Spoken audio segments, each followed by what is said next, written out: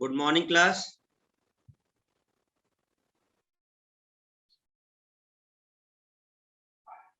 आ रही है?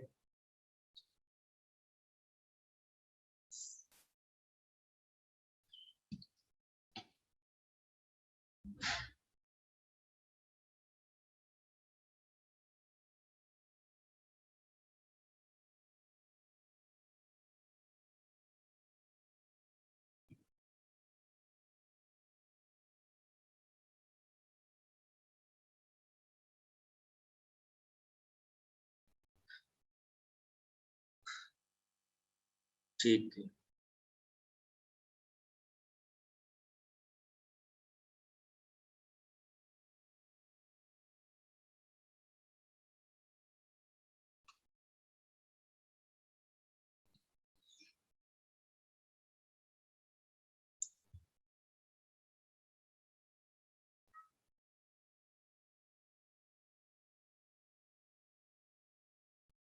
हम लोगों ने कल यहाँ तक बात कर लिया था, कांग्रेस में गरम दल और नरम दल।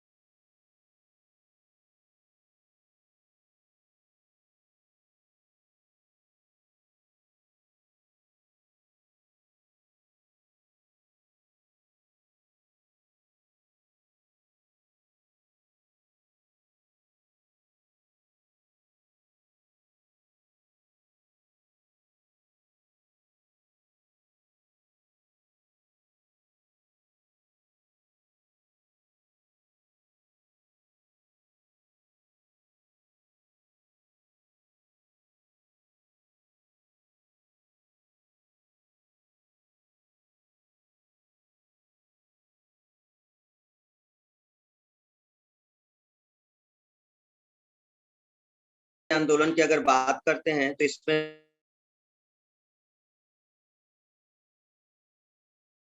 कुछ लोग हम देखते हैं, गांधी जी का भी बाद में आएगा। तो गांधी जी से पहले कौन कौन लोग थे मेन जो मतलब हेल्प किए थे, तो उसमें एक विनायक दामोदर सावरकर, ठीक है। तो पूरा नाम है इनका विनायक दामोदर सावरकर। और इन्होंने असल में एक नहीं आ रही स्क्रीन, स्क्रीन नहीं आ रही क्या? आ रही है स्क्रीन? उसमें उसमें हमें लग रहा है कोई दिक्कत आई है। आ गई?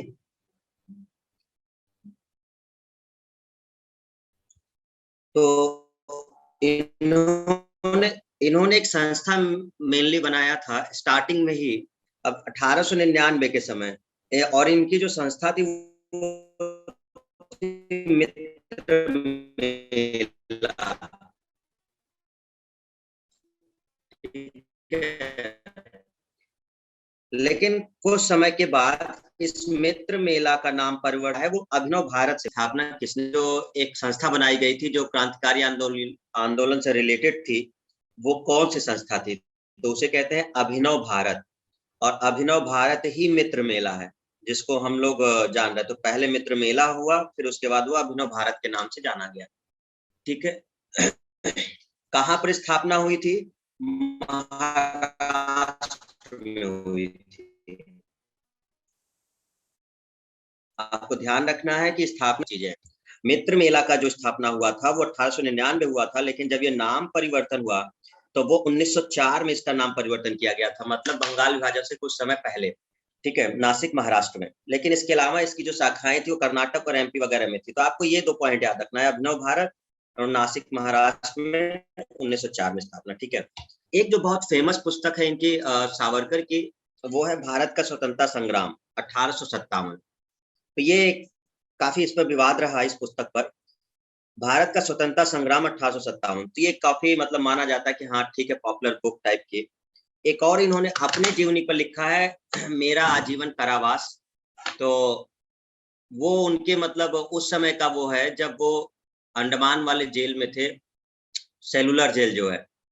तो सेलुलर जेल में जो भी उन्होंने मतलब चीजें देखी थी या जो भी वहां पर उन्होंने महसूस की थी, वो सब चीजें उन्होंने लिखी थी मेरा आजीवन कारावास में, ठीक है। तो उनकी एक और पुस्तक देखने को मिलती है मेरा आजीवन कारावास। वैसे इसका टाइटल जो वो इंग्लिश में है, उसमें हिंदी में हम आपको बता रहे हैं, क्योंकि वो जो टाइटल वो हिंदी में नहीं है, वो जो बुक का टाइटल है वो इंग्लिश टाइटल है, लेकिन उसका मतलब है आपका मेरा आजीवन कारावास, ठीक है। तो इस तरह से हम लोग देखा, मैजनी से ये भी प्रभावित थे। आपने देखा था कि मैजनी से पीछे वो भी प्रभावित थे, कौन?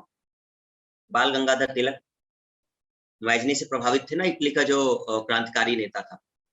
तो वो बाल गंगाधर तिलक प्रभावित थे, तो सावरकर भी प्रभावित थे इनसे, मैजनी से, ठीक है। तो उनके बारे में जो जीवनी थी वो लिखा था इन्होंने। जो एग्जाम का क्वेश्चन है वो इतना ही है, ठीक है। और अगर डिटेल में जाओगे तो फिर कुछ चीजें आगे बनती हैं जब इनकी बायोग्राफी पढ़ी जाती है कि किस जेल में भेजा गया था इनको, तो वो फिर आपका सेलुलर जेल में भेजा गया था, ठीक है।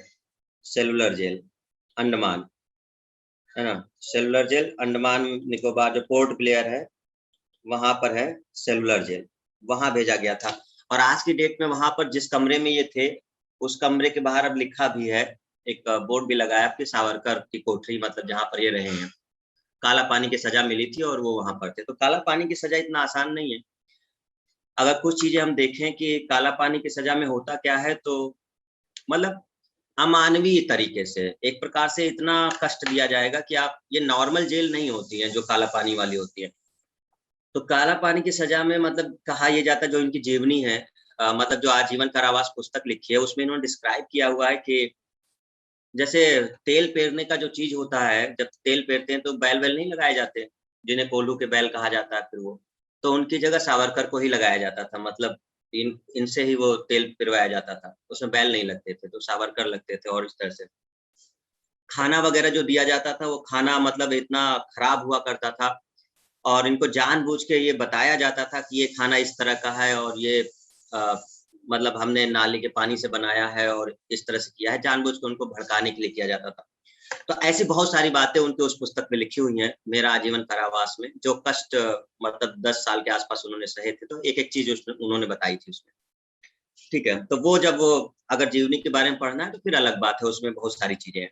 बट क्योंकि क्वेश्चन हमारे पेपर में जीवनी से उनके बहुत ना के बराबर आता है, तो हम उसके अंदर नहीं जाते। हाँ, थोड़ी बहुत चीज़ें आप समझ लीजिए कि जब ये इनको जेल हुई थी, तो मर्सी पिटीशन वगैरह जो फाइल किए गए थे, तो इन्होंने लगभग 6 मर्सी पिटीशन डाले थे, जो इसे मर्सी पिटीशन कुछ लोग बोलते हैं, कुछ लोग एमनेस्टी पिटीशन बोलते हैं। उसमें से 5 जो थे वो उन्होंने लगभग 1919 तक डाले थे। शुरुआत में जब वो जेल में गए थे 1911 से 1900 अ, जेल में जब पहुँचे थे तो 1911 से 1909 के बीच उन्होंने 5 मर्सी पिटीशन डाले थे। छठवां जो मर्सी पिटीशन था वो आपका 1920 में पड़ा था, जब गांधी जी ने कुछ उनको सुझाव दिया था कि आपके इस पिटीशन में क्या होना चाहिए था।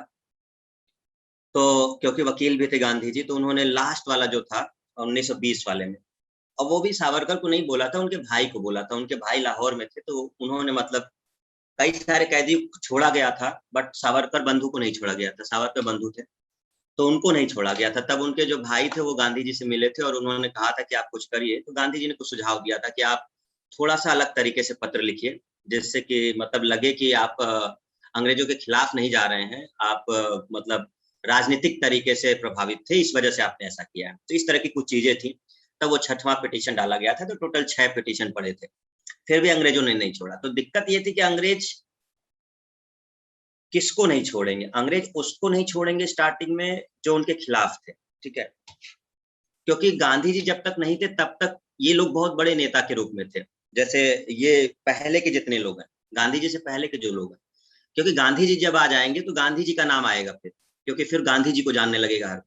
लेकिन गांधी जी से पहले बड़े-बड़े नेता हैं जिनको मतलब उस समय जाना जाता है, जिससे खतरा लगता था इन लोगों को, ठीक है? और ऐसी ही चीज़ें थी कि उस समय ये जब गिरफ्तार किया गया तो ये भारत में नहीं थे, सावरकर ये इंग्लैंड में थे, ठीक है? उस समय ये वहाँ इंग्लैंड में गए हुए थे। वहाँ से इनको गिरफ्तार किया गया था, उधर से। फिर बहुत सारी चीज़ें हैं जो उसमें अलग-अलग हिस्टोरियन अलग-अलग बताते हैं। उसमें से एक स्टोरी है कि जब उनको पकड़ के लाया जा रहा था, तो जहाज़ से वो कूद के भागने की कोशिश किए, बट फिर भी उनको पकड़ लिया गया था, है ना? इस तरह से। और एक ऐसे केस में उनको पकड़ा जा रहा था जो उन्होंने नहीं किया था, एक्चुअल में दूसरे बंधुओं ने किया था, मतलब दूसरे लोगों ने महाराष्ट्र में किया था। लेकिन क्योंकि इनकी संस्था थी, अब देखो एक संस्था है ना, ये अभिनव भारत। अब ये अभिनव भारत जो है वो महाराष्ट्र में ही है। तो अब कोई भी चीज़ महाराष्ट्र में होती है, तो ये उस समय के बड़े नेता के रूप में जाने जाते थे, क्रांतिकारी, मतलब एक प्रकार से गरम टाइप के, शुरुआत में। तो वो अभिनव भारत जब भी कुछ करता था या समथिंग, तो इन्हीं के ऊपर उँगली उठती थी। तो काम किसी और ने किया था, लेकिन क्योंकि ये मेन थे उस समय महाराष्ट्र में, तो इनको वहाँ से गिरफ्तार कर लिया गया था विदेश से, भारत में नहीं थे उस समय। फिर वहाँ से इनको लाया जा रहा था, भारत लाया जा रहा था। तो इनके जो दोस्त थे द सावरकर के, वो लोग बहुत कोशिश किए कि इनको भारत ना भेजा जाए, क्योंकि भारत भेजा जाएगा तो इनको ज़रूर जेल कर दी जाएगी। बट फिर भी अंग्रेज़ों ने इनको भारत भेज दिया था, और यहाँ फिर उनको मुकदमा चला और इनको काला पानी की सज़ा दी गई, ठीक है? गांधी जी डॉन थे। गांधी जी डॉन थे भाई, चाहे जो भी रहे हों। देखो, सभी के जीवन के 2 पहलू हैं, एक अच्छा है, एक बुरा है। डिपेंड हमारे ऊपर करता है कि हम कितनी अच्छाइयाँ लेते हैं और कितनी बुराइयाँ लेते हैं। परफेक्ट हर कोई नहीं है।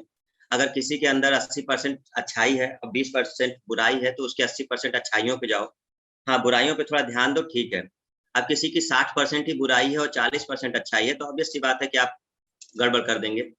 तो बहुत सारी चीज़ें होती हैं। हम लोग का दिमाग कहाँ जाता है, अगर पूरे पेज में कहीं पर भी अगर एक लाल पेन लगा है, तो हमारा दिमाग उस लाल पेन पे जाएगा, ना कि हमारे पूरे पेज के सही चीज़ों पे जाएगा। अगर हम कोई कॉपी चेक कर रहे हैं आपकी और उसमें से एक चीज़ कोई गलत हो गया, उसको हम लाल पेन से लगा देंगे ना, अब जब आप उस पेज को देखेंगे, तो सबसे पहली नज़र आपकी उस लाल पेन पर जाएगी। यही हमारी जो मेंटालिटी होती है, ये होता है जनरली। तो हम लोग जनरली उन चीज़ों को, जो उनकी खूबियाँ हैं, उसको इग्नोर कर देते हैं, और जो उनकी कमियाँ हैं, उसको हम लोग तुरंत कर लेते हैं। हमको ध्यान दोनों चीज़ों को रखना है कि मतलब अगर अच्छाई है तो अच्छाई को भी समझिए, अगर बुराई है तो उसको भी इग्नोर मत करिए, दोनों चीज़ें होती हैं, ठीक है? तो ये चीज़ें आपकी हैं, अब इसमें इससे ज़्यादा हम नहीं कर रहे, क्योंकि इससे ज़्यादा आपसे क्वेश्चन आते नहीं हैं। फिर जो मेन पॉइंट्स है वो आपको हमने बता दिया है। जो बुक है, अगर आगे कोई डिस्कशन होगा तो हम कर लेंगे। तो भारत का स्वतंत्रता संग्राम 1857। अच्छा, एक बार इन्होंने उनको खाने पे भी बुलाया था गांधी जी को, 1906 वगैरह की बात है, जब इंग्लैंड में वो थे। तो ऐसा एक वाक़या हुआ था, उनके अपने बुक में ही उन्होंने लिखा हुआ है ये चीज़ें, कि जब गांधी जी आए थे तो उनको इन्होंने ऑफर किया था खाना, लेकिन वो खाना किस प्रकार का था, वो एक मीट था, गोश्त था। तो गांधी जी ने मना कर दिया। गांधी जी ने कहा कि मैं मीट नहीं खाता हूँ। तो सावरकर ने कहा कि अगर आप मीट नहीं खाते तो आप अंग्रेजों को भगाएंगे कैसे भारत से। 1906 की बात चल रही है, जेल जाने से पहले। तो गांधी जी बोले कि नहीं, जरूरी नहीं कि हिंसा से ही हम लोग करें, हम लोग अहिंसा से भी चीजों को पा सकते हैं। तो गांधी जी ने, सावरकर ने यही बोला कि हम आपको मीट बस इसलिए ऑफर कर रहे थे कि जिस तरह से इस मीट को लोग खाते हैं उस तरह से आप अंग्रेजों को खा जाएं। मैं ये इस तरह से, मैं ये, हम लोग ये चाहते हैं, मतलब ये उसका मोटो था उस समय, जो इनकी बुक में लिखा गया है। और रिसेंट ये उसमें क्यों आ गए हैं, क्योंकि एक कोई राइटर है जिसने उनके ऊपर एक पुस्तक लिखी है। ठीक है, वो नाम आप सुन ही रहे होंगे, जो इस समय चल रहा है। तो उन्होंने एक पुस्तक लिखी है, उसमें कुछ विवाद हो गया है। जो पुराने हिस्टोरियंस हैं या जो लोग पुराने चले आ रहे हैं, वो लोग कह रहे हैं कि जो मर्सी पिटीशन वगैरह है उसको लेकर के कुछ चल रहा है। और जो इनको इनको फेवर करने वाले हैं वो कहते हैं कि नहीं, वो एक प्रकार से मर्सी पिटीशन नहीं, वो एमनेस्टी पिटीशन है। और इसका मतलब ये होता है कि उस समय जो कैदी हुआ करते थे उनको एक अधिकार दिया जाता था कि अगर आप चाहते हैं कि फ्री होने के लिए तो आपको एक पिटीशन डाला जाता है। तो दोनों में मतभेद हो गया है, जो समर्थक हैं वो अपना अपना पॉइंट रख रहे हैं, जो विरोधी हैं वो अपना अपना पॉइंट रख रहे हैं। अब इन दोनों में चल रहा है। तो अब ये है पॉलिटिक्स, ये है राजनीति, ठीक है, जिसमें चल रहा है। जो जीतेगा देखा जाएगा, आपको इसमें पढ़ने की जरूरत नहीं है। आपको सीधा से बस ये समझ लो, 6 पिटीशन पड़े थे। 5 पिटीशन जो पड़े थे वो 1919 के आसपास तक पड़े थे। जो 20वां पिटीशन, 6वां जो पिटीशन पड़ा था वो 1920 में पड़ा था, जिसमें गांधी जी का रोल था। ठीक है, तो लास्ट वाले में था, पहले के 5 में रोल नहीं था। ठीक है, तो ये कुछ चीजें इसमें है। और जो बहुत सारी उस बातों में देखो, अब जो पत्र आपको दिखाया जाता है या जो नेता है, तो नेता है भाई, वो किसी भी पार्टी के हो, वो पूरा पत्र कभी आपको पढ़ा के बताएंगे ही नहीं। दूसरी बात, वो पत्र हिंदी में है ही नहीं। वो पत्र जो है वो सब इंग्लिश में लिखे गए हैं। और इंग्लिश में जो शब्द होते हैं, वो चीजें हैं, वो हिसाब से ये ठीक उसी प्रकार से है जिस प्रकार से हिंदी और उर्दू है। अगर हम किसी चीज को लिखते हैं और शब्द हिंदी में है और उर्दू में है, अगर आप उसके जानकार नहीं है तो आप उसके अर्थ बदल देंगे। ये ठीक वैसा ही है जैसे सिविल सर्विसेज में जब इंग्लिश का पेपर होता है और उसको जब ट्रांसलेट किया जाता है हिंदी में, तो हिंदी का छात्र ही उसको नहीं पढ़ पाता। और इस पे बवाल चल रहा है इस बार। सिविल सर्विसेज में जो ट्रांसलेशन होता है वो गूगल से होता है। उसके ऐसे ऐसे शब्द हैं जिसके मतलब ही आपको नहीं पता, आप उसका अर्थ नहीं निकाल सकते। और हिंदी का जो परसेंटेज है बहुत तेजी से गिर गया है, आप समझ ही नहीं पाएंगे जिस जो इंग्लिश का ट्रांसलेशन किया गया है, कितने भी बड़े आप हो। आप जो आज पढ़ रहे हैं वो दोनों का मिश्रित रूप पढ़ रहे हैं। आप हिंदी, इंग्लिश, आप उर्दू, आप पूरे हिंदी शब्द पढ़ ही नहीं रहे हैं। ठीक है, तो बहुत सारी ऐसी चीजें हैं जिसको समझना है नहीं। अब जो उसका जानकार नहीं है, देखो ठीक वही बात होती है कि हम अपने फायदे के लिए किस चीजों को कैसे मरोड़े। तो जो उसका समर्थक है वो अपने हिसाब से उसको चला रहा है, जो उसका विरोधक है वो उसको अपने हिसाब से चला रहा है। पूरा पत्र कभी कोई पढ़ के आपको नहीं सुनाएगा किसी भी डिबेट में या समथिंग। ठीक है, वो उसके मेन मेन पॉइंटों को लेते हैं जहां पर वो चीज होती है जिससे उनको फायदा हो सके। तो आप लोग को इसमें पढ़ने की जरूरत नहीं है, जो सिंपल सी चीजें वो समझिए। ठीक है, चलिए आगे बढ़ते हैं हम लोग। तो अब इसमें अब हम लोग देखें कि क्या है। तो विनायक दामोदर सावरकर हो गए। अब एक राष्ट्रीय स्वयं सेवक संघ, वैसे तो इसका बहुत बड़ा इतिहास है कि किस तरह से ये चला था, लेकिन हमारे जो काम का है वो इतना समझ लो केवल, क्योंकि डिटेल कभी अगर चाहिए होगा तो हम बता देंगे। बट यहाँ पर जो पेपर के हिसाब से वो ये होता है कि इसकी स्थापना किसने की थी। केशव बलिराम हेडगेवार जी ने, इन्होंने इसकी स्थापना की थी। वो 1925 में नागपुर में हुआ था, नागपुर जो महाराष्ट्र है। मतभेद हुआ था इनका भी, कांग्रेस से मतभेद हुआ था। तो कांग्रेस पार्टी के जो लोग थे वो एक प्रकार से अलग समर्थक थे, और जो राष्ट्रीय स्वयंसेवक संघ था वो अलग समर्थक थे। ठीक है, तो यहाँ भी गड़बड़ हुई थी, तो इन्होंने अपना एक स्वयंसेवक संघ बना लिया था। खाने में क्या था, बिरयानी, रियलमी 7। किसके बारे में पूछ रहे हैं, ये कहाँ है रियलमी?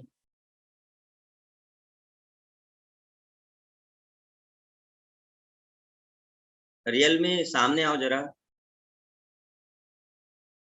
वीडियो ओपन करो।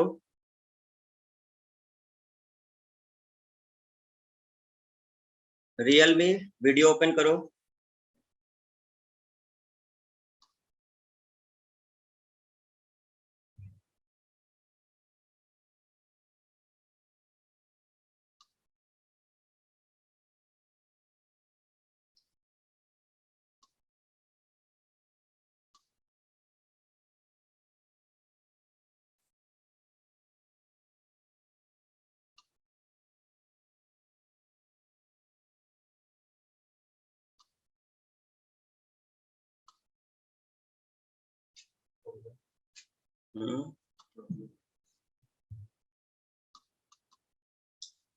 रियलमी कहाँ पर है ये?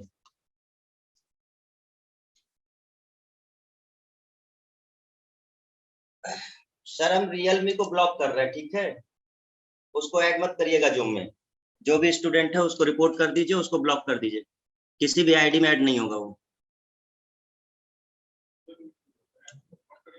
यहीं से ब्लॉक कर दीजिए, रियलमी को ब्लॉक करिए यहीं से। ऐसे स्टूडेंट नहीं चाहिए जो जवाब का बिल्कुल वो भी ना दें, ये सबके लिए लागू होगा। गायब हो गया? इनके दिमाग खराब नहीं, इनके दिमाग ज्यादा खराब हो गए इन लोग, ये लोग अपने को ज्यादा मतलब समझने लगे।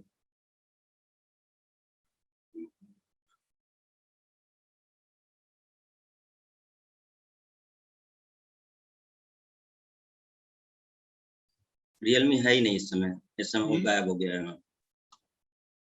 यहाँ से जाने के बाद ना, एक तो नाम नहीं है ये लोग रखते, एक नहीं तो जो नाम नहीं है उनको हटा दीजिए।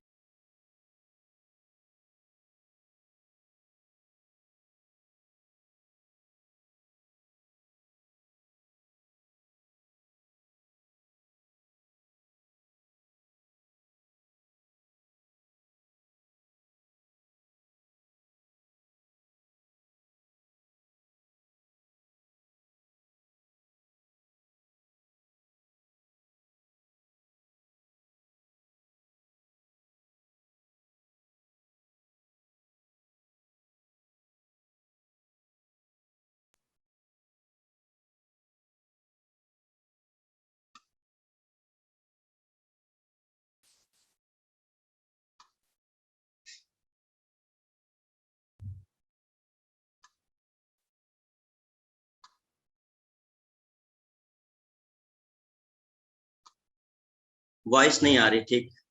हाँ वो वॉइस अब कर रहे हैं।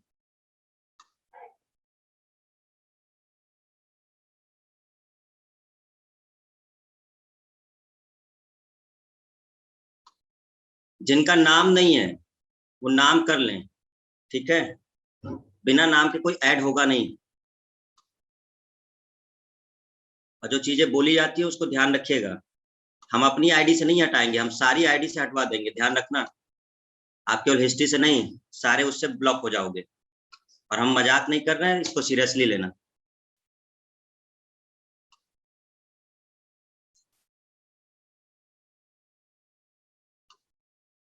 मतलब यहाँ क्या बेवकूफी चल रहा है, कह रहा है कि बिरयानी खाने को मिलती थी, जेल में तुम्हें बिरयानी मिलेगी? हाँ,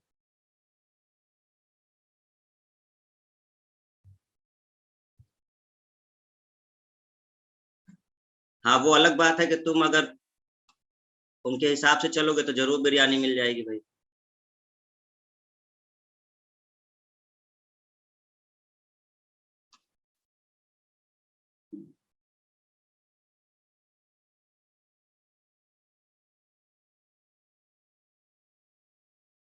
और ये जितने भी लोग हैं ना बिना नाम वाले,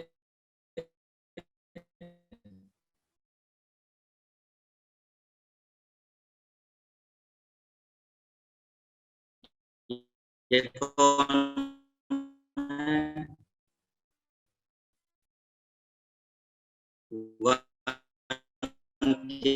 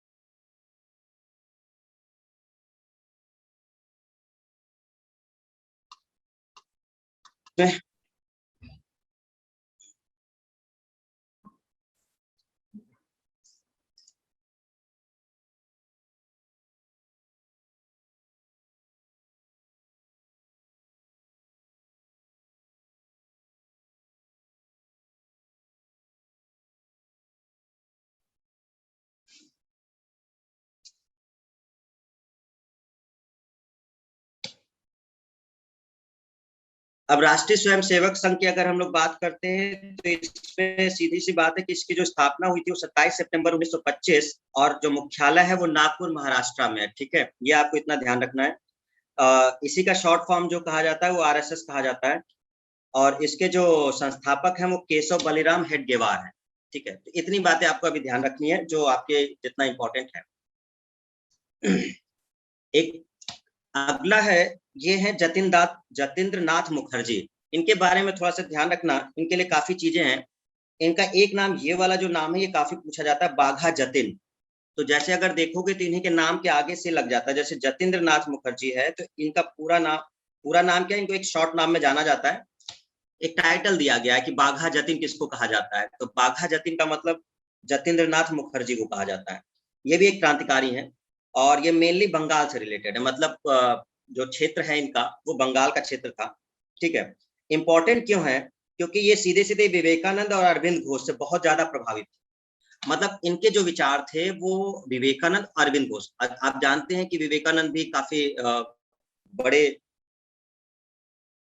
एक प्रकार से महान पुरुष है या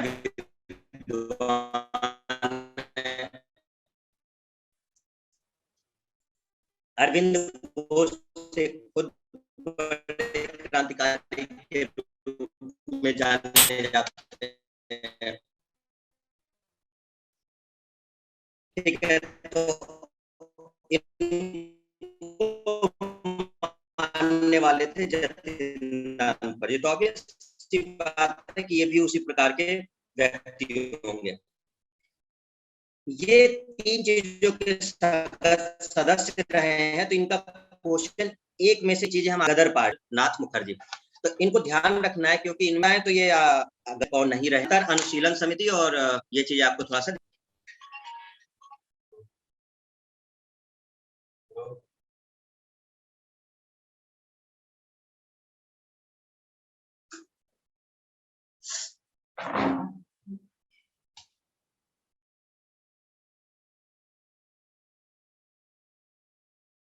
तो यहाँ से हम लोग को ध्यान रखिएगा जतिंद्र नाथ मुखर्जी की अगर हम लोग बात करते हैं तो उसमें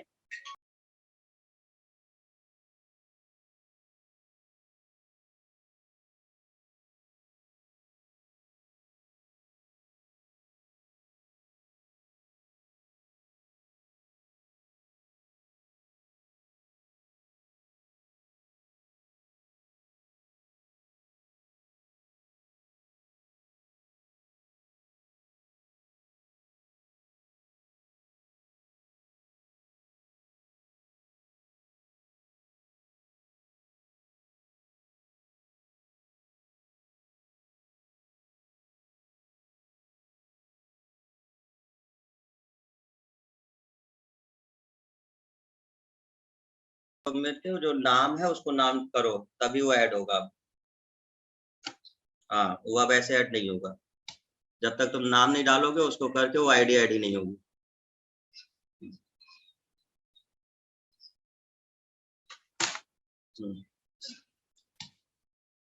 तो सेटिंग चेंज करो, नहीं पता तो सेटिंग चेंज करो, किसी से बात करो। ये तो कोई बात थोड़ा होती है कि तो पता नहीं तुम्हें कि नाम कैसे नहीं आता, ये नहीं आता, सेटिंग चेंज करो उसकी, किसी से जानकारी लो। टेक्निकल स्टूडेंट नॉन टेक के थोड़े हो तुम लोग यार, ऐसी बातें करते हो। हाँ, पता करो उसे किसी से कैसे होता है।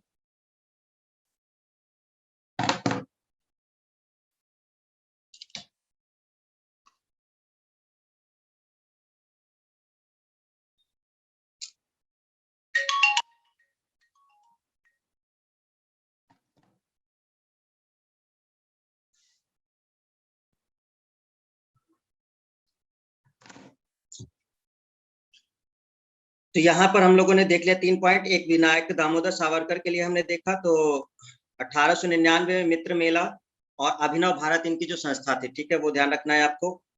राष्ट्रीय स्वयंसेवक संघ की जो स्थापना हुई वो 1925 में, और केशव बलराम हेडगेवार ये जो है आपके इन्होंने इसकी स्थापना की थी नागपुर में, ठीक है। जतिन नाथ मुखर्जी के लिए आपको एक चीज ध्यान रखनी है, बाघा जतिन के नाम से इनको जाना जाता है, बंगाल से रिलेटेड है ये, और ये तीनों पार्टी के सदस्य रहे हैं, युगांतर, अनुशीलन और गदर पार्टी, ठीक है, तीनों के ये सदस्य रहे हैं। विवेकानंद, अरविंद घोष के ये अनुयायी हैं। चलिए, अनुशीलन समिति, ये क्वेश्चन डायरेक्ट पूछा गया है। ये ऐसे पूछा गया था कि अनुशीलन समिति जो है वो किस प्रकार की संस्था थी। तो अनुशीलन समिति जो है वो आपके क्रांतिकारी संगठन, अभी हमने आपको बताया कि अनुशीलन समिति के सदस्य के रूप में आपने देखा ना जतिन नाथ मुखर्जी, तो एक क्रांतिकारी के रूप में, तो इस तरह से याद कर सकते हो कि ये जो समिति बनी थी वो एक क्रांतिकारी संगठन था जो क्रांतिकारियों से रिलेटेड था। तो ये क्वेश्चन ध्यान रखने हैं। 3 जगह इसकी स्थापना हुई है, एक मिदनापुर में हुआ था इसका 1902 में, एक ढाका में इसका खोला गया, और एक कलकत्ता में खोला गया। सबसे ज्यादा इंपॉर्टेंट ये वाला है, जो इसमें से ये जो पॉइंट है 1902 वाला, जो कलकत्ता में किया गया है, क्योंकि यहाँ पर जो जतेंद्र नाथ बनर्जी हैं ये अलग, और ये जो बारिंद्र नाथ घोष हैं, तो इनसे चीजें आती हैं, ठीक है। आपको मेन नाम थोड़ा सा ध्यान रख लेना है कि असल में अनुशीलन समिति से कई लोग हैं, क्वेश्चन बनते हैं इससे, ठीक है। मिदनापुर का उतना तो नहीं बना है, लेकिन हाँ ये ढाका वाला भी बना हुआ क्वेश्चन है। पुलिन बिहारी दास ये कहाँ पर मतलब ये थे, तो ढाका वाला जो बना था 1906 में, ये उसके मतलब मेन थे। और जो कलकत्ता में बना था उसमें आपके प्रमथ नाथ मिश्र, जतेंद्र नाथ बनर्जी और बारिंद्र नाथ घोष, इनका नाम किया जा चुका है। जो तीसरा वाला है बारिंद्र नाथ घोष, वो किससे संबंधित है, तो ये इन्होंने इतना नहीं पूछा था कि कलकत्ता में संबंधित है, उन्होंने किया था क्वेश्चन कि ये किस समिति से रिलेटेड है, तो अनुशीलन समिति से रिलेटेड है, डायरेक्ट क्वेश्चन था। तो ये आप लोग पढ़ लेंगे इसको कि अनुशीलन समिति की 3 जगह स्थापना हुई है। एक मिदनापुर में, वो आपका ज्ञानेंद्र नाथ बसु हैं, ढाका में जो हुआ है वो पुलिन बिहारी दास हैं, कलकत्ता में जो हुआ है एक सतीश चंद्र बसु हैं, और दूसरा जो हुआ था वो ये बाद में हुआ था, ये मार्च में हुआ था, ये जा 2-3 महीने बाद हुआ था फिर बाद। तो प्रमथ नाथ मिश्र और जतेंद्र नाथ बनर्जी, बारिंद्र नाथ घोष, तो ये बहुत इंपॉर्टेंट समिति है, जो मतलब स्टार्टिंग की समिति जो क्रांतिकारियों से रिलेटेड थी। अभी आगे आप लोग इसका नाम इसलिए नहीं सुन पाते ज्यादा, क्योंकि इसके बाद जो लोग आएंगे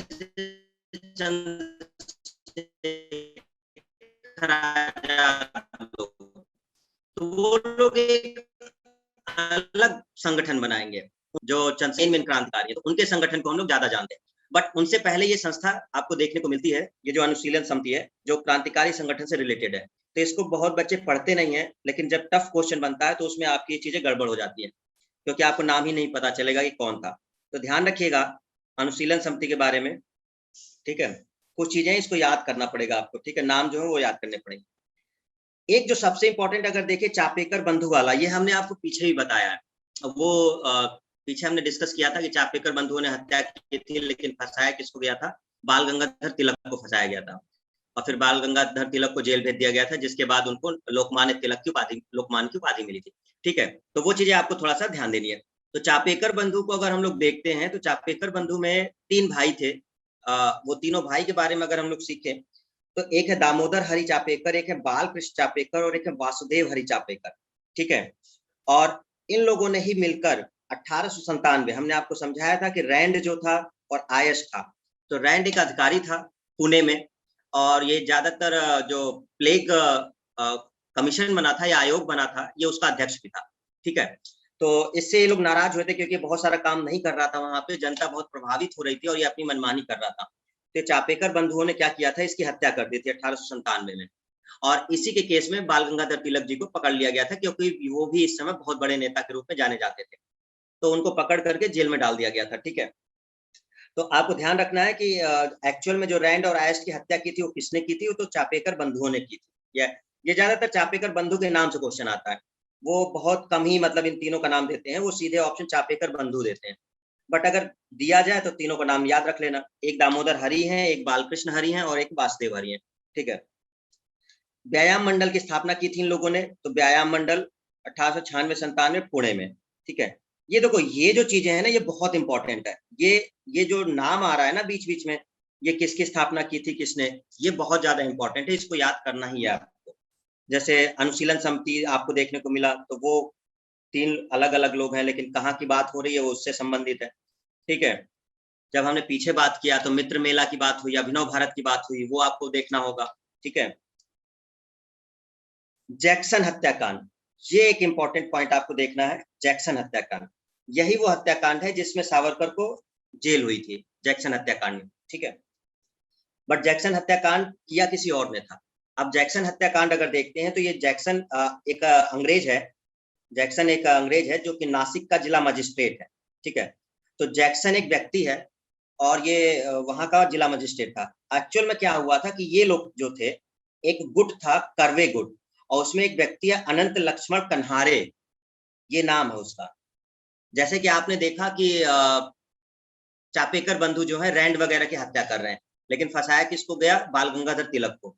तो उस तरह से अनंत लक्ष्मण कन्हारे, इस अनंत लक्ष्मण कन्हारे ने गोली मार दी इस जैक्सन को, जो यहाँ का नासिक का जिला मजिस्ट्रेट था।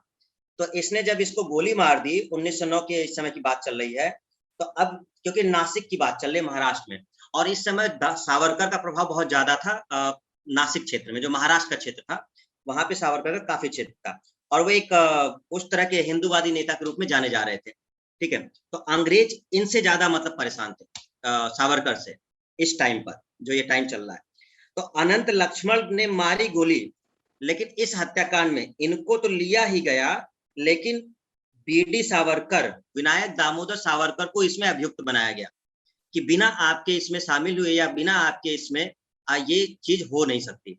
जबकि सावरकर इस समय भारत में है ही नहीं, सावरकर इस समय लंदन में, विदेश में है ये, और ये हत्या हो रही है भारत में, जो कि कर कौन रहा है, आपका अनंत लक्ष्मण कन्हारे।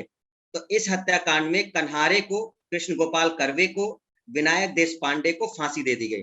3 नाम आपको ध्यान रखने हैं, तो कन्हारे, कृष्ण गोपाल कर्वे और विनायक देश पांडे। क्लियर हुआ? इन तीनों को फांसी दे दी गई। ये कन्हारे जो यही हैं, अनंत लक्ष्मण कन्हारे, तो इनको कृष्ण गोपाल कर्वे और विनायक देश पांडे, ये सब लोग इसी गुट के थे, कर्वे गुट के थे, इन सबको फांसी दी गई। बट इनको किसी न किसी तरह सावरकर को फंसाना था। सावरकर उस समय लंदन में थे। इन्होंने कहा कि आप ये जो अभिनव भारत का आप संस्था खोले हुए हैं, इन्हीं का रोल है इस चीज में, और कहीं ना कहीं ये लोग उससे मोटिवेट हैं। तो सावरकर को वहां से पकड़ा गया लंदन से, और फिर वहां से उनको भारत लाया गया। तो ये कहानी वही बीच की है कि जब उनको लाया जा रहा था तो जहाज से उतरने वगैरह की कहानी इस तरह की है। तो इनको लाया गया भारत, लंदन से भारत लाया गया, और इसी हत्याकांड के रूप में नासिक षड्यंत्र मुकदमा चला। मतलब इनको ऊपर एक आरोप लगा कि ये जो नासिक का ये आपने हत्याकांड करवाया है, ये समथिंग, ये आप ही का रोल है, और उसी को एक नाम दिया गया नासिक षड्यंत्र। मतलब आपने सीधे सीधे पार्टिसिपेट तो नहीं किया है, लेकिन आपने षड्यंत्र जरूर किया है, और आप भले यहाँ पर न रहे हो, लेकिन आपसे प्रभावित होकर लोगों ने जैक्सन हत्याकांड को अंजाम दिया है। तो ये मुकदमा चला और इनको दे दी गई आजीवन कारावास की सजा। यहाँ पर इनको आजीवन कारावास की सजा मिली है, और फिर इनको जेल भेजा गया, जिसके बाद इनका छूटना बहुत मुश्किल हो गया। ठीक है, तो ये बहुत सारी चीजें ऐसी होती हैं जिस पर किसी का ध्यान नहीं जाता। एक ऐसे व्यक्ति को जो उस चीज में शामिल नहीं है, और आप उसको अगर सजा दे रहे हैं, वो भी ऐसी सजा, काला पानी की और आजीवन सजा, तो ऑब्वियस सी बात है कि कुछ ना कुछ चीजें होंगी। ठीक है, तो यही चीजें देखने को मिल रही थी। तो आपको ध्यान रखना है कि जो मुकदमा इनके ऊपर चला था वो कौन सा चला था, नासिक षड्यंत्र मुकदमा चला था। और नासिक षड्यंत्र मुकदमा क्या था आपका, जैक्सन हत्याकांड। किया किसने था ये एक्चुअल में, तो अनंत लक्ष्मण कन्हारे ने किया था। ये किस गुट के थे, कर्वे गुट के थे, जिसकी वजह से 3 लोगों को फांसी दी गई थी, कन्हारे, कृष्ण गोपाल कर्वे और विनायक देश पांडे। ठीक है, तो इतना आपको ध्यान रखना है। चलिए आगे बढ़ते हैं। तो जैक्सन हत्याकांड क्लियर। 2 चीजें आपको ध्यान रखनी है, एक ये जो चापेकर बंधु वाला है, जो रैंड और आयस्ट की हत्या है, ध्यान रखिएगा 1897 की बात चल रही है। जो जैक्सन हत्याकांड चल रहा है वो 1909 की बात चल रही है, दोनों में काफी गैप है। ठीक है, इसके बाद एक नाम आता है, जब हम आगे बात करते हैं इसमें,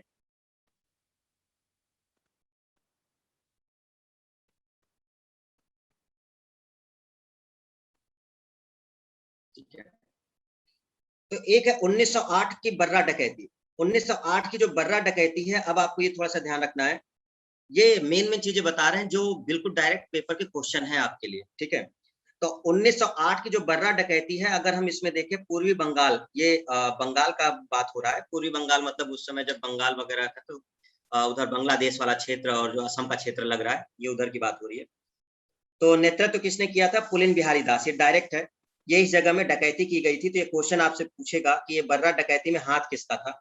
पुलिन बिहारी दास। अब आप ध्यान दें, अगर पुलिन बिहारी दास कौन है, तो पुलिन बिहारी दास की अगर बात करें तो ये रहे पुलिन बिहारी दास। और ये क्रांतिकारी संगठन था जो अनुशीलन समिति, कहां पर था? ढाका में। तो पूर्वी बंगाल की ही बात हो रही है, मतलब ये बांग्लादेश साइड की ही बात हो रही है। तो ये मेन उधर के नेता थे, ठीक है, पुलिन बिहारी दास। तो 1906 अक्टूबर में जो स्थापना हुई थी ढाका में अनुशीलन समिति, तो ये उसी के नेता के रूप में जाने जाते थे। इन्होंने अंजाम दिया था उस चीज को। तो ये बर्रा डकैती 1908 मेनली कौन था इसमें? पुलिन बिहारी दास, ठीक है। एक और पॉइंट इसमें आता है, किंग्सफोर्ड की हत्या का प्रयास। अब ये क्वेश्चन एक बनता है कि किंग्सफोर्ड की जो हत्या का प्रयास है कब किया गया था और कहां पर किया गया था, कौन इसमें शामिल था? अब यहाँ पे कुछ नाम आएंगे आपके, देखिएगा। किंग्सफोर्ड की हत्या का प्रयास किया गया था 30 अप्रैल 1908 में। बर्रा डकैती जब है उसके बाद का आपको दिख रहा है, तो 30 अप्रैल 1908 में हुआ। और ये एक्चुअल में हुआ कहाँ था? मुजफ्फरपुर, बिहार में, ठीक है। और इसमें शामिल कौन था? खुदीराम बोस। अगर आप इनका नाम सुने हो खुदीराम बोस का, तो खुदीराम बोस और प्रफुल्ल चाकी, ये दोनों नाम पूछे जाते हैं। ये ऑप्शनल क्वेश्चन बनता है कि जो किंग्सफोर्ड हत्याकांड हुआ था उसमें कौन शामिल था। तो आपका ये क्वेश्चन इसमें ध्यान रखना है कि किंग्सफोर्ड जो था उसमें खुदीराम बोस और एक है आपके प्रफुल्ल चाकी, इन्होंने किंग्सफोर्ड पर बम फेंका था, बट ये बच गया था। किंग्सफोर्ड पे बम जरूर इन्होंने फेंका, बट वो किंग्सफोर्ड मारा नहीं गया। अब किंग्सफोर्ड बच गया, तो अब ये सीधा सा बात था कि अब ये लोग पकड़े जाएंगे और इनको फांसी दे दी जाएगी, सीधी सी बात है। प्रफुल्ल चाकी ने जब देखा कि ये बच गया है, तो इन्होंने सीधा सा, ऐसा बताते हैं हमारे हिस्टोरियन कि प्रफुल्ल चाकी ने क्या किया था? आत्महत्या कर ली थी। मतलब बचने के लिए कि हमें अब अंग्रेज ना पकड़ पाए, क्योंकि पकड़ेंगे तो हमें फांसी दे देंगे, तो उससे पहले ही मतलब ये आत्महत्या कर ली। खुदीराम बोस पकड़े गए, खुदीराम बोस को फांसी दे दी गई। एक क्वेश्चन बनता है, वो क्रांतिकारी जो सबसे कम उम्र में फांसी पे चढ़ गया, आपको पता होना चाहिए वो खुदीराम बोस है। जो सबसे कम उम्र में फांसी पे चढ़ गया अपने समय में, उस समय में, तो वो खुदीराम बोस है, ठीक है। ये बहुत कम उम्र में, जैसे भगत सिंह को हम लोग देखते हैं 23 साल की उम्र या उस समय के आसपास का, ये और कम में चढ़ गए हैं, ये 19 या इसके आसपास के करीब रहे होंगे। तो खुदीराम बोस सबसे कम उम्र के उस समय के व्यक्ति थे जो मतलब फांसी पर चढ़े थे, ठीक है। और किस वजह से चढ़े थे? तो किंग्सफोर्ड की हत्या का प्रयास किया था इन लोगों ने। कहां पर? मुजफ्फरपुर, बिहार में। दोनों चीजें आपको ध्यान रखनी है। किंग्सफोर्ड की हत्या का प्रयास कब हुआ था? 30 अप्रैल 1908 को। कहां पर हुआ था? मुजफ्फरपुर, बिहार में। शामिल कौन थे? खुदीराम बोस और प्रफुल्ल चाकी। फांसी दे दी गई किसको? खुदीराम बोस को, जबकि प्रफुल्ल चाकी ने खुद आत्महत्या कर ली थी। ये एक ऐसा पॉइंट आपको बताया जाता है, ठीक है। एक षड्यंत्र मामला है जिसको अलीपुर षड्यंत्र मामला कहा जाता है, ये भी 1908 की बात चल रही है, ठीक है। अब अलीपुर षड्यंत्र मामला जब चल रहा था इसमें, तो दो तीन लोग, एक तो मेन नाम तो अरविंद घोष का पूछा ही जाता है, बाकी तो कई लोग थे उसमें। इसमें कई लोगों को आरोपी बनाया गया और उनको शामिल किया गया अलीपुर षड्यंत्र मामले में। तो ये उधर ही की बात चल रही है, बंगाल साइड की ही बात चल रही है। अरविंद घोष, जिनकी नाम बार बार आपको आ रहा है, जैसे विवेकानंद जी के साथ अरविंद घोष का नाम आया था। अरविंद घोष, बारेंद्र घोष, ठीक है, और 39 लोग, करीब इतने लोग गिरफ्तार किए गए थे इस अलीपुर षड्यंत्र मामले में जो 1908 में होता। मामला क्या था? अवैध हथियार रखने का। मतलब इनके ऊपर आरोप क्या लगाया गया कि आप लोगों ने ऐसे हथियार रखे हैं जो इसकी अनुमति आपको नहीं है और इसके लाइसेंस आपके पास नहीं है, फिर भी आप लोगों ने हथियार रख लिया। इसका मतलब आप सरकार के खिलाफ जाने की कोशिश कर रहे हैं, कुछ ना कुछ आप षड्यंत्र तो कर ही रहे हैं। ये आरोप लगाया गया इन लोगों के ऊपर और उसी को अलीपुर षड्यंत्र मामला कहा जाता है, जिसमें इन सब लोग को गिरफ्तार कर लिया गया, जिसमें अरविंद घोष को गिरफ्तार किया गया, बारेंद्र घोष को गिरफ्तार किया गया और भी लोगों को हुआ। 17 लोगों को सजा दे दी गई। इसमें से मेन 17 लोग वो घोषित हो गए, लेकिन अरविंद घोष जो थे इनको रिहा किया और इनको रिहा कराने में बहुत बड़ा श्रेय जाता है चितरंजन दास को। ये एक इंपॉर्टेंट पॉइंट है कि अरविंद घोष जब रिहा हुए थे तो किसने पूरा एड़ी चोटी का जोर लगा दिया था अरविंद घोष को बाहर निकालने में।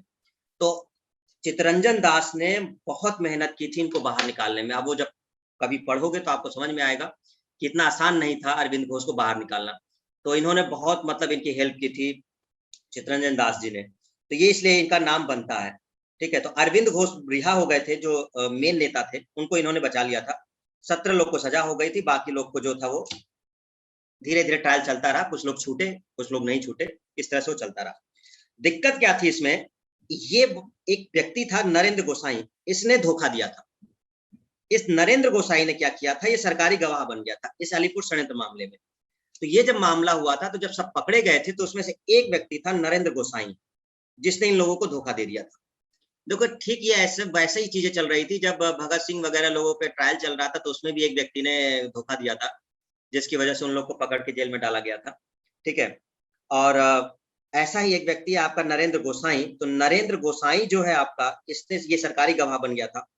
इस वजह से कई लोग नाराज हो गए थे इसी गुट के, और इन्होंने इसकी हत्या कर दी थी। किसने की थी? कन्हई लाल दत्त और सत्येंद्र बोस, दो नाम। देखो आप, क्रांतिकारी आंदोलन चल रहा है, इसमें बहुत नाम आएंगे, आपको चीजें पढ़नी पड़ेंगी। तो कन्हई लाल दत्त और सत्येंद्र बोस, इन दोनों लोगों ने नरेंद्र गोसाई की हत्या कर दी, क्योंकि ये इनके खिलाफ चले गए थे, सरकारी गवाह बन गए थे और सीधे अंग्रेजों का साथ दे दिए थे। दोनों को फांसी दे दी गई इस आरोप में, इसके हत्या के आरोप में कन्हई लाल दत्त और सत्येंद्र बोस को फांसी दे दी गई थी।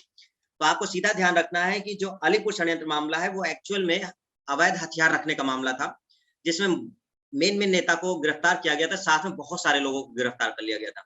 जिसमें से अगर एक मेन नाम देखें तो अरविंद घोष जो सबसे बड़े नाम है, और बारेंद्र घोष हैं बहुत लोग। वो अलग बात है कि अरविंद घोष को बचा लिया था चित्तरंजन दास जी ने, सजा नहीं होने दी, लेकिन नरेंद्र गोसाई की हत्या कर दी दो लोगों ने, कन्हई लाल दत्त और सत्येंद्र बोस ने। क्यों हत्या की? क्योंकि वो इनको धोखा देकर के वो एक सरकारी गवाह बन गया था। ठीक है, अब वो संस्था की बात करते हैं जो आपको देखने को मिलेगा चंद्रशेखर आजाद से। तो अब ये है वो संस्था जिसके लोग सदस्य रहे हैं। ठीक है, उसका नाम है हिंदुस्तान रिपब्लिकन एसोसिएशन, HRA कहा जाता है। तो जिस संस्था के ये लोग सदस्य रहे हैं उसे बोला जाता है हिंदुस्तान रिपब्लिकन एसोसिएशन, HRA, जिसकी स्थापना कब हुई है? अक्टूबर 1924। तो अक्टूबर मंथ में हुई है 1924 में, आपको यह ध्यान रखना है। मेन संस्थापक कौन थे? तो सचिंद्र सान्याल जो मेन अध्यक्ष उसके बने थे। बट चारों लोग को श्रेय जाता है क्योंकि लोग चारों लोग एक साथ थे वहां पर। बट मेन अगर कभी नाम अगर आए तो आप ध्यान रखिएगा, सचिंद्र सान्याल जो है उनको मेन बताया जाता है, जो अध्यक्ष भी बने थे उसके। इसके अलावा कौन कौन शामिल था? राम प्रसाद बिस्मिल शामिल थे, जोगेश चंद्र बनर्जी शामिल थे, चटर्जी, और चंद्रशेखर आजाद शामिल थे। तो हिंदुस्तान रिपब्लिकन एसोसिएशन की जो स्थापना करने में है, ये चार लोग मेन शामिल थे। ठीक है, कभी कभी इन लोग का नाम नहीं आता तीन का, तो उसमें सचिन सान्याल दिया होता है। अगर मान लो इनका नहीं आता है तो इनमें से कोई एक नाम होगा, इसलिए आपको चारों नाम ध्यान देने पड़ते हैं। ठीक है, जैसे कोई एक कंपनी बनाता है तो उसमें पार्टनर बन जाते हैं 3-4 लोग ना, स्टार्टिंग करते समय। तो ये उस तरह से चीजें हैं कि वो फिर बाद में कोई जुड़ता रहेगा तो सदस्य बनता रहेगा। तो स्टार्टिंग में जो रहते हैं वो संस्थापक के रूप में रहते हैं। तो सचिंद्र सान्याल, राम प्रसाद बिस्मिल, जोगेश चंद्र चटर्जी और चंद्रशेखर आजाद। तो HRA है इनकी पार्टी का नाम, जिसको हिंदुस्तान रिपब्लिकन एसोसिएशन कहा जा रहा है। आगे चलकर इसका नाम चेंज हो जाएगा, जब देखेंगे हम लोग आगे चल करके ये थोड़ा सा मॉडिफाई होगा, इसमें एक शब्द और ला दिया जाएगा। ठीक है, कहां पर ये हुआ? तो कानपुर में हुआ। ये डायरेक्ट क्वेश्चन बनता है, HRA एसोसिएशन जो बना था वो कहां पे बना था? आपको ऑप्शन दिए जाते हैं, लखनऊ, कलकत्ता, कानपुर, महाराष्ट्र या बंबई। तो आधे से ज्यादा लोग कलकत्ता आंसर दे देते हैं, क्योंकि उस समय जो क्रांति का मेन केंद्र था वो कलकत्ता यानी बंगाल वगैरह था। पर ध्यान रखिएगा, इसका जो मेन है वो कानपुर है। आप इससे भी याद कर सकते हो कि चंद्रशेखर आजाद से याद कर सकते हो कि चंद्रशेखर जी मेनली उत्तर प्रदेश के एरिया में ही आपको देखने को मिलेंगे ज्यादातर, है ना। तो उस तरह से आप ध्यान कर सकते हो कि कानपुर में ये सम्मेलन हुआ था और जहां पर ये स्थापना हुई थी। ठीक है, तो HRA क्लियर हुआ। हिंदुस्तान रिपब्लिकन एसोसिएशन ये वो पार्टी है जिसमें स्थापना करने का श्रेय 4 लोगों को जाता है, जिसमें राम प्रसाद बिस्मिल, चंद्रशेखर आजाद, ठीक है, सचिंद्र सान्याल, और एक है जोगेश चंद्र चटर्जी। चलिए काकोरी कांड की बात करते हैं। तो काकोरी कांड जो हुआ था ये आप लोग जानते होंगे, इसके क्वेश्चन बनते ही बनते हैं, और एक क्वेश्चन यहाँ से जनरली पूछ लिया जाता है। काकोरी कांड क्या था? तो काकोरी एक जगह है, एक्चुअल में काकोरी एक जगह है, लखनऊ से कुछ दूरी पर ही है, 20-30 किलोमीटर अगर आप देखें तो ये काकोरी एक जगह पड़ता है। तो काकोरी कांड जो हुआ था वो एक्चुअल में 9 अगस्त 1925 को हुआ था। ठीक है, देखो ये स्थापना कब हुई है? 24 में, और 25 में ये हुआ है, मतलब इस पार्टी के कुछ लोग इसमें शामिल होंगे। तो एक्चुअल में जो काकोरी कांड में शामिल लोग हैं वो HRA पार्टी के लोग शामिल हैं यहाँ। 24 में इसकी स्थापना हो गई थी और 25 में एक कांड हो गया था जिसको काकोरी कांड के नाम से जाना गया था। हुआ क्या था, 9 अगस्त 1925 को काकोरी स्थान पर, जो कि लखनऊ सहारनपुर के बीच में पड़ता है, लखनऊ के पास है ये, लखनऊ से थोड़ी दूरी पर एक ट्रेन थी। उस ट्रेन का नाम यहाँ पर लिखा है हमने, ट्रेन है 8 down Saharanpur Lucknow passenger train. ये वो पैसेंजर ट्रेन जिससे खजाना जा रहा था। तो सहारनपुर लखनऊ पैसेंजर ट्रेन थी और इसमें एक खजाना था, सरकारी खजाना, जिसको इन लोगों ने काकोरी वाले स्थान पर लूट लिया। ठीक है, जो क्रांतिकारी थे वो कहीं ना कहीं एचआरए के ही सदस्य थे, मतलब इस एचआरए के ही ये लोग कुछ लोग थे। तो इस ट्रेन में जो सहारनपुर लखनऊ पैसेंजर ट्रेन थी, उसमें सरकारी खजाना जो जा रहा था उसको काकोरी नामक स्थान पर 9 अगस्त 1925 को लूट लिया गया। ठीक है, जब ये लूट लिया गया तो कई लोग पकड़े गए, जिसमें से कुछ नाम है और ये वेरी वेरी इंपॉर्टेंट है। ठीक है, इसको आप इग्नोर नहीं कर सकते, ध्यान रखिएगा।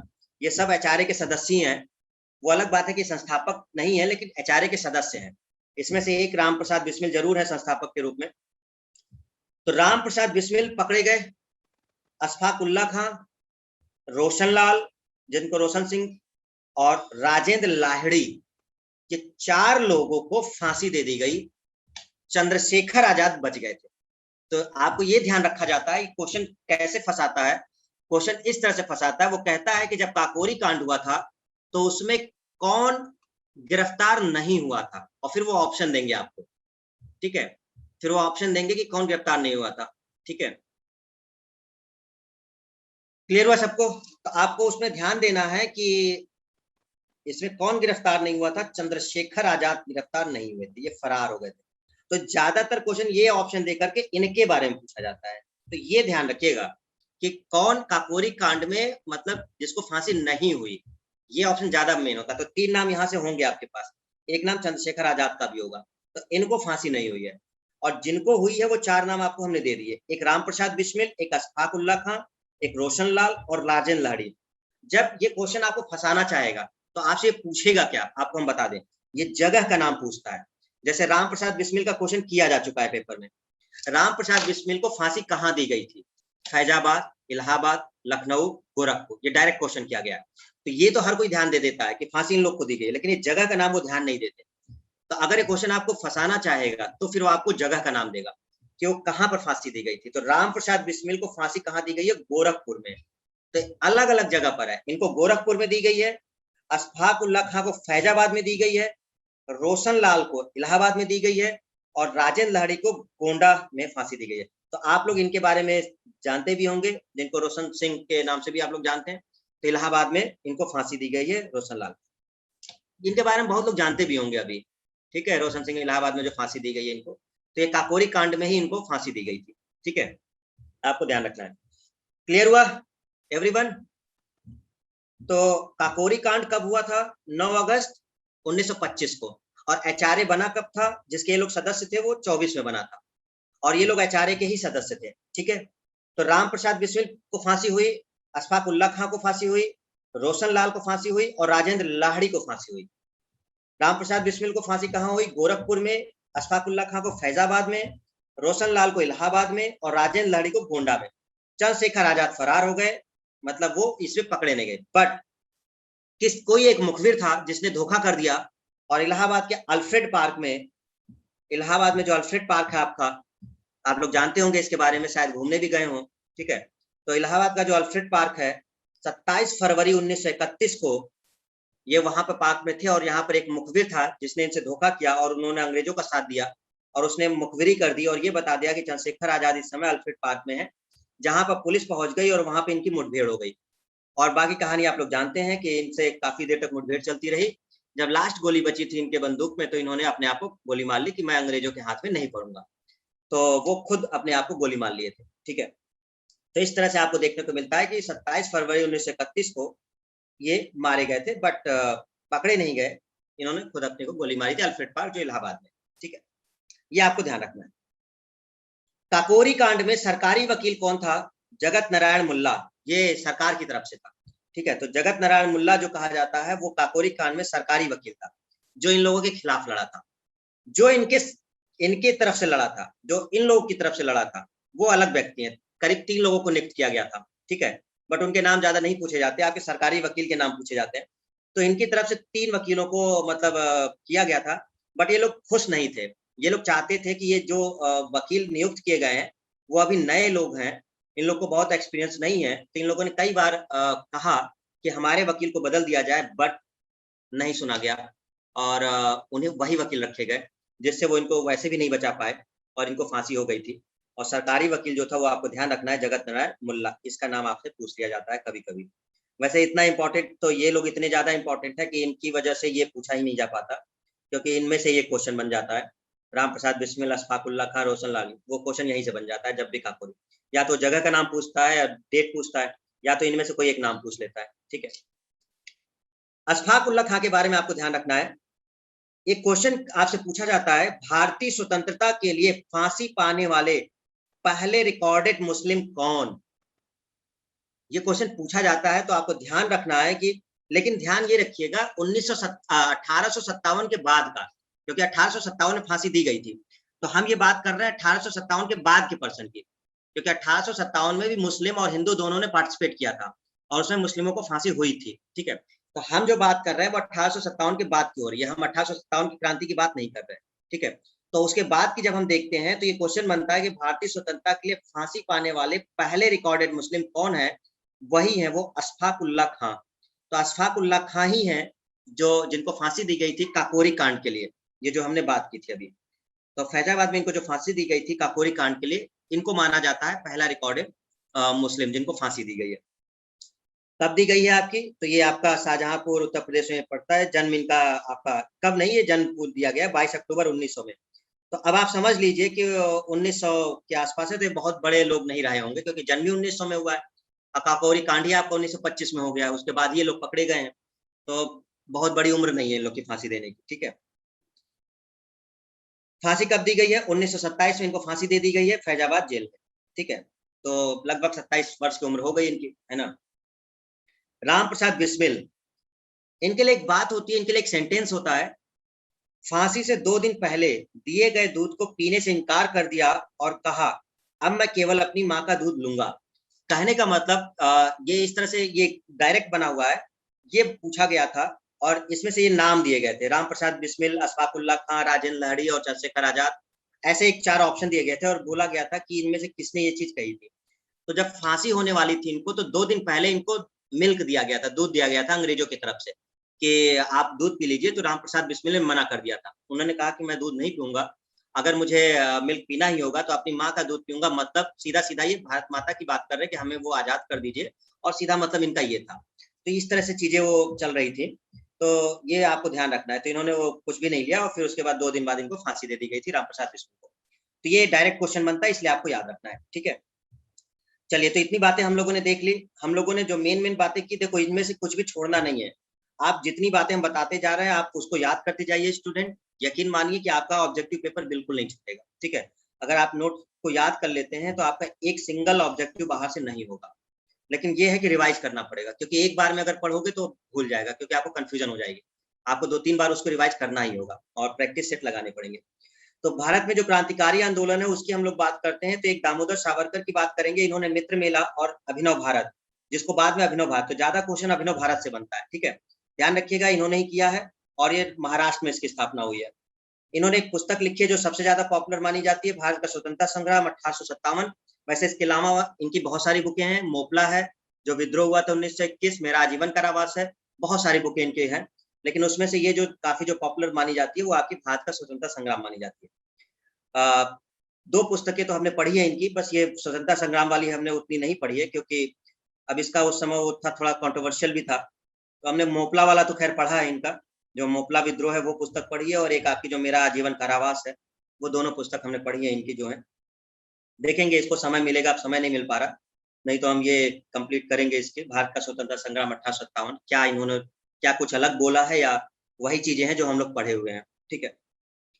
तो राष्ट्रीय स्वयंसेवक संघ जो है, इनकी स्थापना जो हुई है वो 27 सितंबर 1925 को नागपुर महाराष्ट्र में, और जो हैं इसके संस्थापक वो केशव बलिराम हेडगेवार हैं। जतिन नाथ मुखर्जी की अगर हम बात करते हैं तो ये बंगाल क्रांतिकारी, और बाघा जतिन, ये इंपॉर्टेंट है, इसको याद रखिएगा। अनुशीलन समिति में आपने देख लिया था, ये नाम इंपॉर्टेंट है ही है, पुलिन बिहारी दास, लेकिन ध्यान रखिएगा कि ये ढाका में स्थापना हुई है।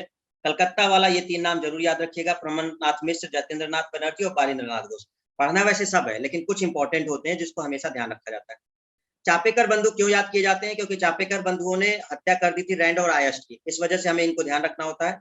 और एक व्यायाम मंडल की इन्होंने स्थापना की थी पुणे में, जिसकी वजह से इन्हें याद रखना होता है चापेकर बंधु।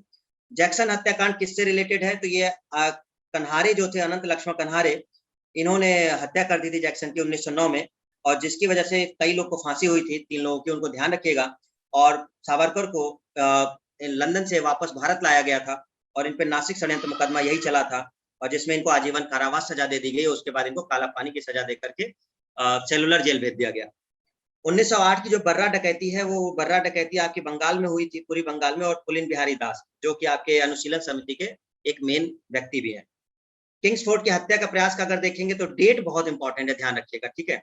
मुजफ्फरपुर बिहार में, और खुदीराम बोस को फांसी दे दी गई थी, और सबसे कम उम्र में फांसी पाने वाले क्रांतिकारियों में जो नाम है वो खुदीराम बोस का है, ध्यान रखिएगा, सबसे कम उम्र में।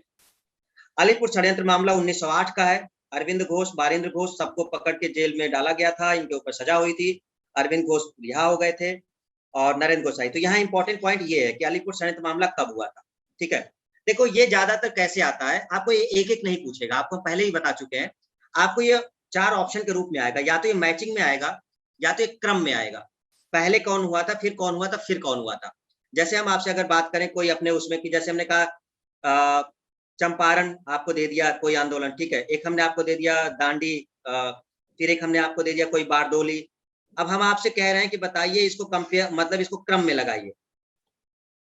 तो ये क्वेश्चन ऐसे बनता है। अब आपको ये देखना होगा कि जैसे हम फर्स्ट, सेकंड, थर्ड बोले, या एक और कोई हम दे दें, और फिर हम आपसे कहें कि इसको क्रम से लगाइए, पहले कौन हुआ था, फिर कौन हुआ था, फिर कौन हुआ था। तो अगर डेट आपको याद नहीं है, आप क्रम से लगा ही नहीं सकते। अगर आपको डेट याद नहीं है तो आप क्रम से लगा ही नहीं सकते कि चंपारण पहले हुआ था, डांडी पहले हुआ था, या बारडोली पहले हुआ था। हमारी बात समझ में आ रही है कि क्वेश्चन कैसे होते हैं? तो सिंगल क्वेश्चन नहीं होता, ये 2 तरीके से होता है जब भी डेट वाला होता है। या तो मैचिंग का कराएंगे, 4 ऑप्शन दे करके कौन सा इसमें से सुमेलित नहीं है, मतलब जिसकी डेट गलत होगी, 3 सही होंगे, कोई एक गलत होगा, क्लियर है। या तो फिर आपको एक क्रम वाला देगा कि इसमें से क्रम से लगाइए अकॉर्डिंग टू समय क्या होती, कि पहले कौन हुआ था, बाद में कौन हुआ। तो ये क्वेश्चन डेट का हमेशा ऐसे ही बनता है। सिंगल बहुत कम बनाते हैं लोग, क्योंकि उसमें 3-4 एक साथ आ जाते हैं। अब जैसे हम इसकी बात करें, चंपारण, दांडी, बारडोली, तो पहले इसमें कौन हुआ है? चंपारण हुआ है, ठीक है। फिर कौन हुआ है इसमें? बारडोली हुआ है। फिर कौन हुआ है? दांडी हुआ है। तो 3 पहले आएगा, 2 बाद में आएगा, ठीक है। चंपारण पहले हुआ था, ये 17-18 के आसपास हो गया था, 1917-18 के आसपास। और बारडोली जो हुआ था ये 1928 के आसपास हो गया था, ठीक है। ये जो हुआ था 1930 के आसपास हुआ था। तो ये अगर आप देखोगे तो सीधी सी बातें ये हैं। अब ये चीजें आपको भूल चुकी होंगी क्योंकि आपने रिवाइज नहीं किया है। डेट तो बड़ा मुश्किल होगा कि आपको आंदोलन को याद हो, ठीक है। रिवाइज नहीं करोगे, पढ़ा सब होगा, पेपर में कुछ नहीं आएगा, ठीक है, जब तक रिवाइज नहीं करोगे। चलिए ध्यान रखिएगा। जो मेन पार्टी है HRA, हिंदुस्तान रिपब्लिकन एसोसिएशन, 4 नाम है, चारों याद कर लीजिएगा, स्थापना याद कर लेना है आपको। काकोरी कांड की डेट भूलना मत बिल्कुल भी, 9 अगस्त 1925। याद कैसे कर सकते हो, इसकी याद कर लो 24, और क्योंकि इसी के सदस्य हैं तो अगले ही साल हो गया था 1925, तो याद आ जाएगा कि पहले ये रिपब्लिकन एसोसिएशन बना था, और फिर इन्हीं के लोगों ने मिलकर के काकोरी कांड कर दिया था, जिसमें 4 लोग को फांसी हुई थी। वो चारों नाम आपको ध्यान रखने हैं, राम प्रसाद बिस्मिल, अशफाकुल्ला खां, रोशन लाल, राजन लड़ी। लेकिन चंद्रशेखर आजाद को नहीं हुआ था, बट ये मारे गए अल्फ्रेड पार्क इलाहाबाद में 1931 में, जब मुठभेड़ हुई थी। सबसे जो पहला व्यक्ति जो जिसको फांसी हुई मुस्लिम में, वो अशफाकुल्ला खां, जिनको माना जाता है एक रिकॉर्डेड व्यक्ति 1857 के बाद, ठीक है। तो वो है अशफाकुल्ला खां। और बाकी ये जो पॉइंट है वो राम प्रसाद बिस्मिल का। तो आज इतना ही रखते हैं, क्योंकि अब हम लोग टाइम भी हो गया है अभी। कल हम लोग फिर मिलेंगे, और रिवाइज करते रहो स्टूडेंट्स पुराने। अगर रिसेंट में कोई पेपर है तो रिवाइज करके ही जाना, क्योंकि आप पढ़े तो हो लेकिन वहां याद नहीं आएगा, ठीक है। तुम यही सोचोगे कि सर हम पढ़े तो हैं, सब कुछ था, लेकिन वहां पे भूल जाओगे तुरंत। जितना पढ़ा है वो रिवाइज जरूर कर लेना शुरुआत से, ठीक है, रिसेंट में अगर कोई पेपर है तो। और दूसरी चीज, करंट पे थोड़ा फोकस करते रहो आप लोग। अगर रिसेंट में 10-12 दिन में अगर कोई है तो ये जो डेट वगैरह है ना, ये बहुत इंपॉर्टेंट है। जैसे कि आपका ये इंडेक्स वगैरह, इंडेक्स इंपॉर्टेंट है, आएगा ही आएगा, इग्नोर कर नहीं सकते, ध्यान रखिएगा, चाहे वो कोई भी इंडेक्स हो, है ना। अभी जो पावर्टी वाला आया है, जो हंगर वाला आया है, जो हंगर वाला काफी वो चल रहा है 101 वाला। फिर इससे पहले आपके हैप्पीनेस रिपोर्ट वगैरह आए हैं, है ना। Development report. अच्छा, एक और बात बता देते हैं, इंडेक्स कौन से ज्यादा फोकस करना। इस समय इंडेक्स वो ज्यादा फोकस करना जो सामाजिक उत्थान से रिलेटेड हो, सोशल से रिलेटेड हो, मतलब जो सीधे किसी एक पर्सन पे इफेक्ट न डालता हो, एक टोटल तरीके से लेता हो। जैसे कि हमने कहा सोशल डेवलपमेंट रिपोर्ट, तो सोशल डेवलपमेंट में करीब 17 गोल आते हैं। हर क्षेत्र में पर्सन को उठाने की बात होती है, शिक्षा के क्षेत्र में, हेल्थ के क्षेत्र में, तो वो SDR सस्टेनेबल डेवलपमेंट गोल जो होते हैं, वो कुछ लक्ष्य 17 गोल है, उसको प्राप्त करने का लक्ष्य, वैसे 2030 है उसका प्राप्त करने का। उसमें भारत का स्थान काफी नीचे हो गया है, 120वें स्थान पे पहुंच गया है वो, ठीक है। तो आपको इसमें थोड़ी सी ये चीजें ध्यान रखनी है। आप जैसे प्रॉस्पर्टी अगर इंडेक्स है तो वो आप ध्यान रख सकते हो, हैप्पीनेस याद रख सकते हो, है ना। कॉम्पिटेटिव इंडेक्स आप याद, टैलेंट कॉम्पिटेटिव इंडेक्स वो आप याद कर सकते हो। वैसे हैं तो करीब, तो गिने चुने इंपॉर्टेंट 10-12 हैं जो बहुत इंपॉर्टेंट होते हैं, तो ध्यान इन पर रखिएगा। पासपोर्ट इंडेक्स जारी हुआ था अभी, हेनले पासपोर्ट इंडेक्स, जिसमें रैंक गिर गई है भारत की, 90 रैंक पे पहुंच गया। पहले वो 85 पे था, अब वो 90 पे आ गया है, ठीक है। तो ये कुछ चीजें हैं जो आपको ध्यान रखनी है। और अगर करंट अफेयर की बात करें तो आप कुछ चीजों के बारे में थोड़ा ध्यान रखिए। खेल से रिलेटेड स्पोर्ट्स क्वेश्चन बनेगा ही बनेगा, इग्नोर कर नहीं सकते। अभी 4 वो जो ओपन होते हैं, French open, Australian open, Wimbledon, किसने जीता है ध्यान रखिएगा। IPL किसने जीता है अभी, वो याद कर लीजिएगा। खिलाड़ियों से रिलेटेड अगर कोई मेन पॉइंट है, किसी ने कुछ अभी लॉन्च किया है अगर, तो खिलाड़ी का वो याद जरूर करना। कुछ भी है, कोई भी खिलाड़ी, क्रिकेट खिलाड़ी अगर किसी ने भी कुछ भी लॉन्च किया है तो वो उससे आपको ध्यान रखना होगा, ठीक है। तो स्पोर्ट्स से आपको याद रखना ही रखना है ये चीजें। चलिए, जो भी है फिर आप करते रहो, फिर टाइम मिलेगा तो हम आपको नोट्स शेयर कर देंगे। डिस्कस तो नहीं कर पाएंगे, लेकिन हाँ PDF हम जरूर शेयर कर देंगे आपको, अगर रिसेंट में कोई एग्जाम होगा तो। रिसेंट में कोई एग्जाम नहीं है ना आपका अभी?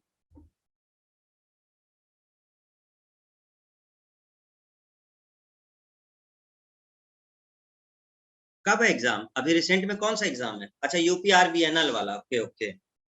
हाँ, UPRVNL, चलो ठीक है। कुछ जीके का हम शेयर कर देंगे आपको, रिसेंट जो अपडेटेड है।